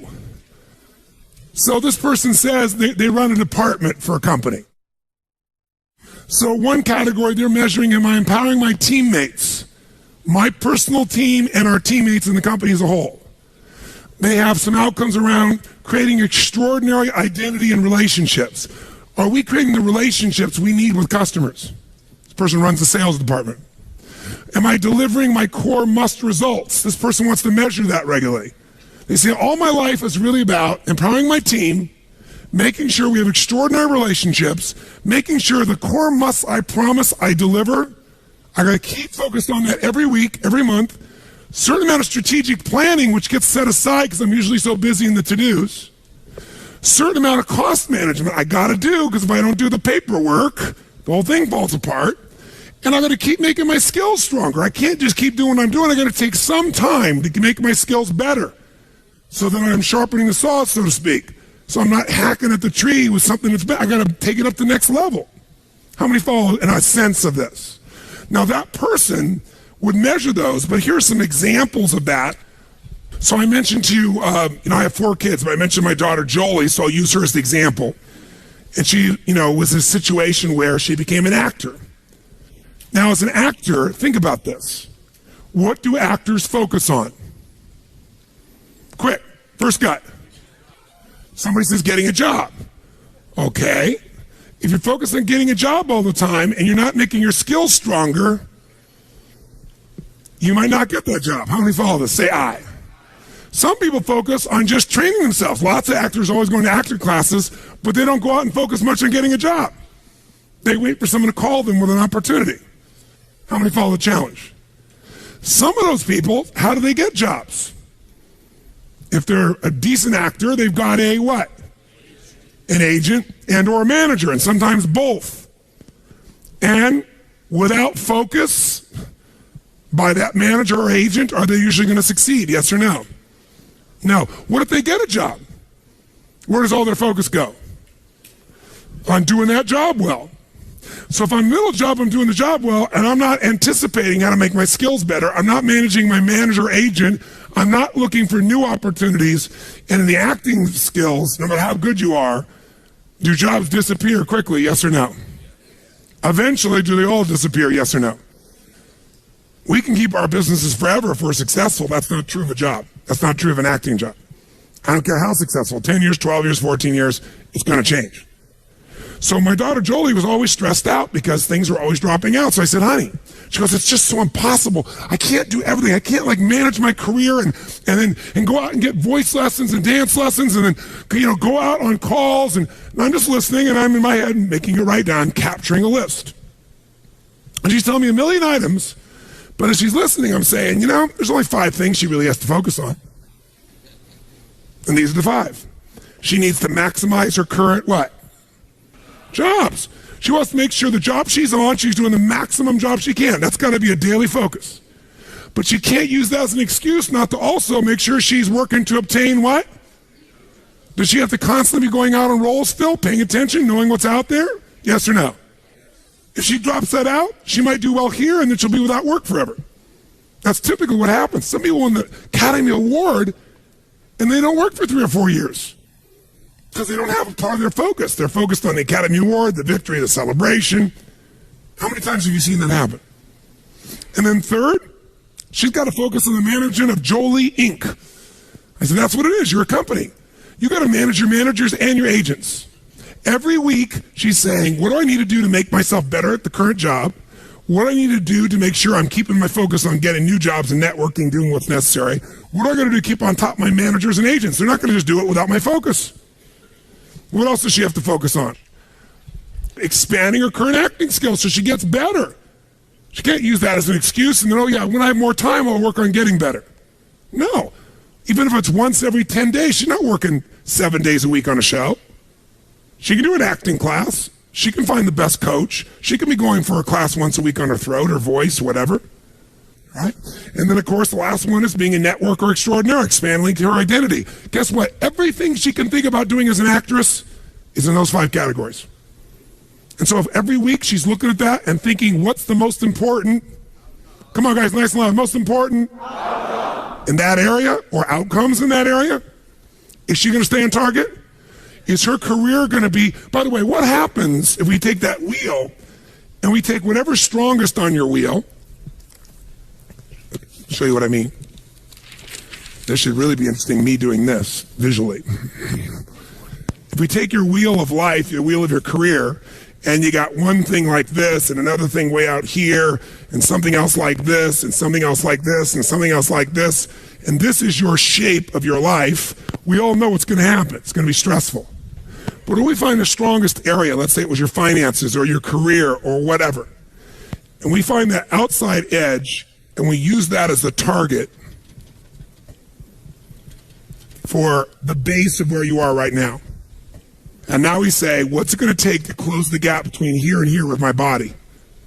What's it going to take to close the gap from here to here in my training?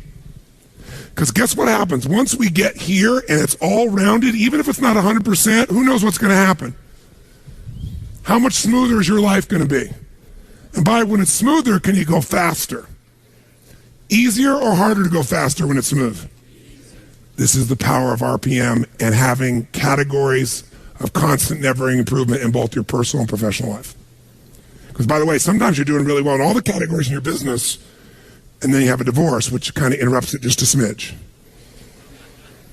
Who knows what I'm talking about here, right? Or not a divorce, you got a problem in your family. Somebody's not feeling loved, not feeling appreciated, whatever the case may be. This is the goal of what we're trying to do here. So you can create categories within your professional life, but the one I want to get for you is let's do one together that I think will be helpful for you to chunk all we've done this week. Let's look at business. Let's look at some categories that you're pretty familiar with. And the reason you're familiar with them is this whole course has been focused on them. What's one area of business, if we go starting at, kind of 1 o'clock, that you've got to constantly focus on, my friends? What's an area? Mastering what? Come on, nice and loud. What's another area? Next. What's another area? And how important is time? And notice we said time and what management? That's what this is. This is the part of the training on results. Results management. What else? Cost management. What else? Innovation and constant ever improvement of products and services. What else? The legal systems, technical systems. What else? Culture. What else? Now, there could come up with other categories, but you could probably fit 99% of your business in those 8 categories, couldn't you? By the way, you could fit almost everything we've taught you and every action item you have within one of those categories. So instead of this big-ass list you have at the back of your book, maybe it's time to chunk it so it's not so overwhelming. And by the way, once you chunked it, some of it you could hand to somebody else and go, these are your outcomes. Help me clarify them. Here's why they're important. Go figure out how to do it. And by the way, when people know the outcome who are competent and they know why, do you need to tell them how? No. In fact, they may come up with a better how than you would. How many follow this process? Say I. So here's what I want you to do. Let's do with where you are right now.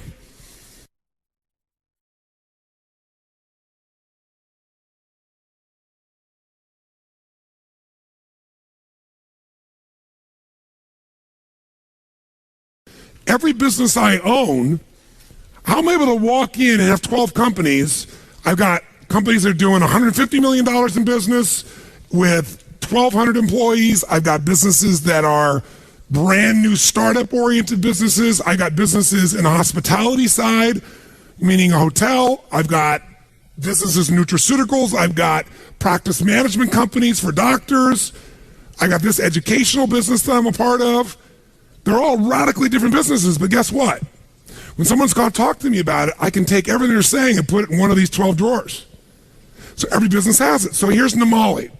Namali is my resort in Fiji. It's the #1 resort and spa in the country. 525 acres, 3 miles of ocean frontage. And I got everybody from, you name it, Anthony Hopkins, Quincy Jones, you name the celebrity artist, musician. We're the top place in the country to go, right? Built the thing from scratch. How do we make it better and better and better and win all the awards? Because we've got categories of constant, never-ending improvement, and we're focusing on how to improve it always, the X factor in each category. So what do we got? Effective business and financial plans so we can run the company effectively. Securing all of our event revenue, because in the travel business, there's a certain way you have to secure the revenue. Managing and mastering our what? Maximizing and improving our what? Marketing and sales systems. What else do we want to do? What's our language for this? Keep customer promise and create what? And mobilize them. The reason we got all these titles and all these awards is because customers come out of their minds. It's the greatest vacation in their life. When I told Chet about it, Chet's been all over the world, and Chet's, been to some very nice places, and we're good friends, but he was like, yeah, Tony, yeah. And then he emails me and calls me, this is the most incredible experience. And he's crying at the end. I've never cried leaving a hotel before, like I didn't want to leave. Because it's an emotional bond, it's an experience. It's not just the beauty of the place, it's the people. So there's a very different experience for people here, right? What else? We got to keep re-engineering, strengthening, improving all our what? Technical, communication, customer databases. We have to have world-class organization of what kind of employees? And who else? That's right. We constantly got to improve and present the finest what? Now, most of the rest of these might fit in your business. Unless you're in the restaurant business, you probably don't have food on the list, but we have to because it's part of our business. You got to think, what's the most important thing? You got to constantly improve, so nothing's left out. We got to maximize and improve our current community impact because I believe we must impact the community. So we have 2 villages on either side of our resort, and we employ about 200 people. We're the biggest employer in the area, and we send all the kids to school as my gift. I've been doing it for 22 years. So guess what? When all hell's breaking loose, thank you. Thank you very much. I appreciate the acknowledgement, but I'm saying it to you because when all hell breaks loose, guess what? Our people, the community there supports us completely, right? We didn't do it for that reason, but there have been a couple times there was a coup in that country. It happened many years ago. When the coup happened, some people are coming, they're going to say, I'm going to ramshack this resort, and guess who was standing out there? The entire village standing in front of the resort saying, you're not touching Tony's property. I was like, okay, that's pretty cool. But what you give and you give and you give, it comes back. In identity, I've been through the births and the deaths and the upsides and the downsides, and we're there together. But it's because it's a focus for me. By the way, with all of my life, could you get off track and miss some of these? Yes or no? This is the ultimate checklist. Notice it's not what to do, it's the category, what must always be improved, and now you think of what the outcomes are. And you measure them, annually, quarterly, etc. And then finally, create effective plans for capital improvements because a resort's got to constantly be improved, right, physically. So there are several examples here you can look at later. Here's what I want you to do, real fast.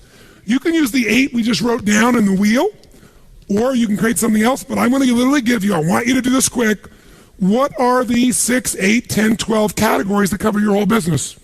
Make your business categories of constant improvement your first run at it. We won't have enough time to finish it, but I want you to get a good run at it. Ready? Go.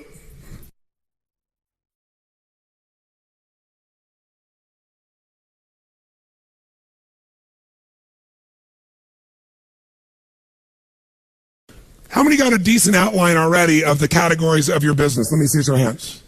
Fantastic. How many have added some language that makes it a bit more compelling for you? Great. That's what you'll finish. Ideally, here's what I would do before I got home, when I'm on the plane, whatever. I'd upgrade my personal list, and I'd set some goals in each category. Just a few things. Simple things. I have my categories for my business or my profession. I do the same thing. Sometimes the outcome you want takes a long time. It's not 1 week, 2 weeks, it's a project. So a woman comes to me and she's stressed out of her mind. Her name's Nisi, and she's got her wedding coming up.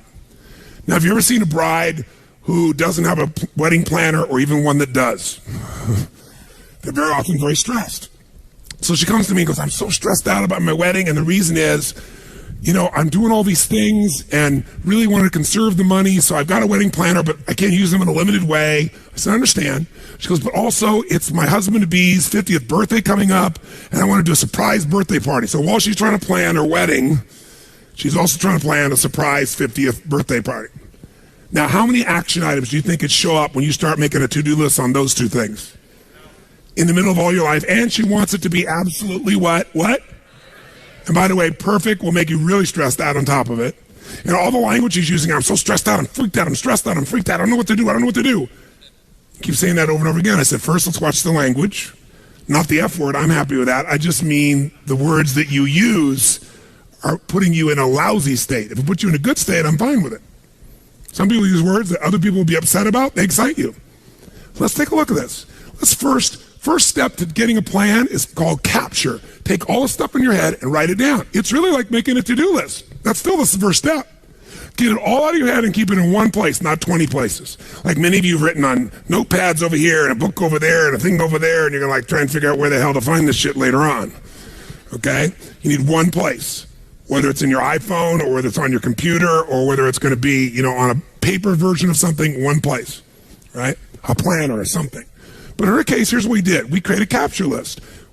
We split in two things, keep it simple. Things she's got to communicate versus results, actions, or projects she's got to get done. And so this is what we came up with real quick.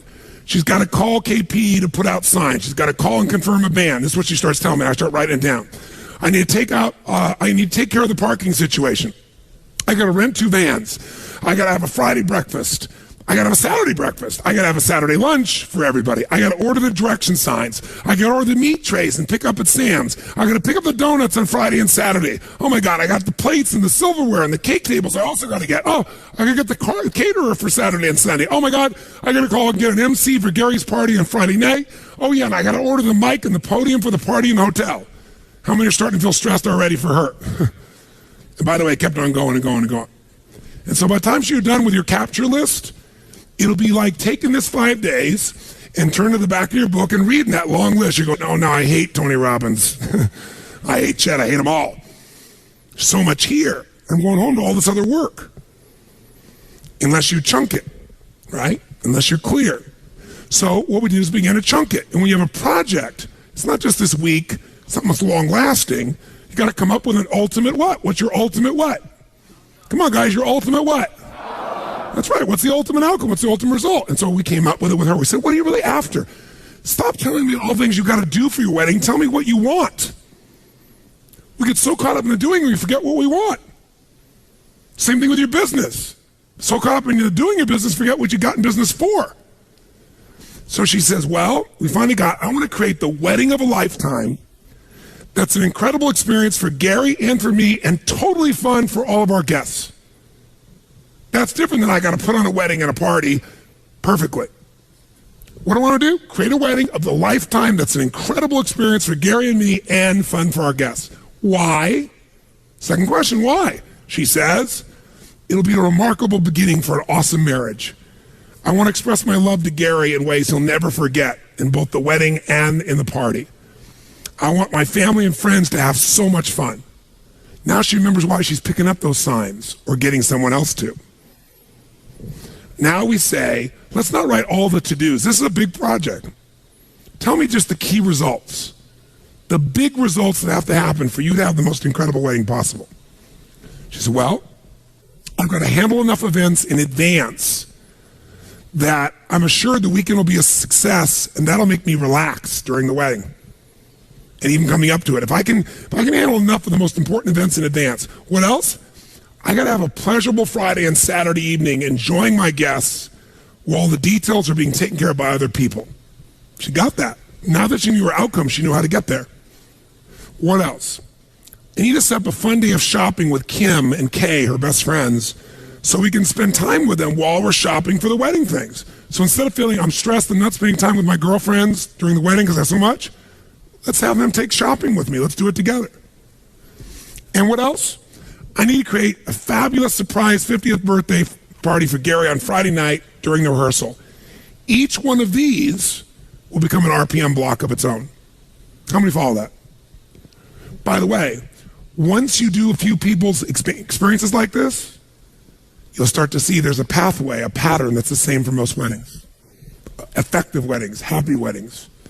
You'll start to know maybe the words change, maybe somebody has a 50th birthday, but you'll start to see the same pattern. And what took a long time to do the first time, you can do in seconds now. It's the signature. So let's take a look. One of those outcomes was create a fabulous surprise birthday party for Gary on Friday night. Why? Purpose, she's creating an RPM block. Why am I doing it? To honor and delight Gary, to have fun, to create a magic moment, to share my love with him at the deepest level. Okay, what's it going to take for me to create a fabulous surprise birthday party for Gary on Friday night? Well, I got to pick up the signs. I got to order the cake. I got to pick up the cake. I got to get an MC. I got to get an accurate count on the guests. I got to confirm the count to the hotel. I got to get a microphone. I got to get good stuff hanging on the signs. She'll then go to the next part of the project. But this RPM block is done. Guess what's cool? She can go back through that list and go, who can I leverage this to? Or how many of these things can be done simultaneously? And guess what she ended up doing? She got 3 friends. One did all the signs. One did the food. One did all the things related because she was more technically driven on stuff. And the 3 of them had a blast together getting it done. They put on the party perfectly. That sets up Friday night perfectly. By the way, how much does she breathe? And how much time does it take? All this sounds like a lot, but she estimated how much time will it take beside each one?